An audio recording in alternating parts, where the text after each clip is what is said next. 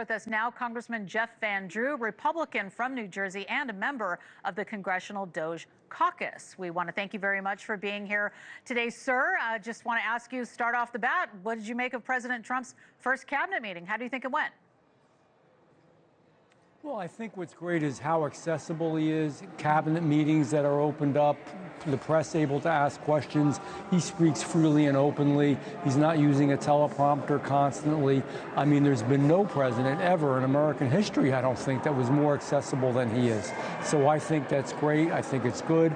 I think it's going to be a policy that he's going to continue to have. He likes to have that dialogue with the media. You know, people are still trying to get used to how this is all working out in this, first 100 days. Some of your fellow cabinet members are raising concerns about Elon Musk's tactics at this point, while Senate Republicans are urging DOGE to leave personnel decisions to confirmed cabinet secretaries. So I'm wondering if you share their concerns or you think this is a good idea. He's a special employee that gets paid nothing, obviously. He's an advisor. He doesn't make the final decisions. I'm telling you, I know this president quite well. We've had a friendship for a good number of years, and he is somebody that's going to make the final decisions, number one. Secondly, when it comes to certain issues like Medicaid, Medicare, Social Security, the president is fully committed. I've spoken to him a few times in the last 2 days. He is absolutely fully committed to keeping them whole and holding them harmless. Now, that doesn't mean where there is waste, fraud, or abuse that we're not going to cut that. So if you're, for example, a single person and you are healthy and you're not working and you're just on the dole for no reason at all, no, you should be working. Something's going to happen there. But for people that are disabled, for senior citizens, for working poor, for people who work hard but still rely on Medicaid for their health insurance and others, it's a necessity. We cannot, as a party and as a caucus, take health benefits away from deserving people. We cannot do that. The president is on the exact same page. He agrees with that. We've spoken about it.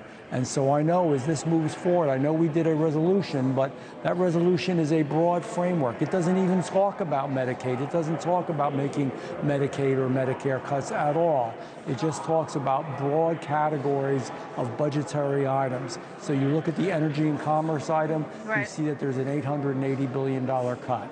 But that doesn't mean it's going to come from Medicaid. Yeah, but you can understand why people are concerned, right? People are scared. You see, Elon Musk with that chainsaw CPAC. I mean, some people go, well, wait a minute, what is happening? But it's good that there's some clarification that happened today. I think a lot of people needed that.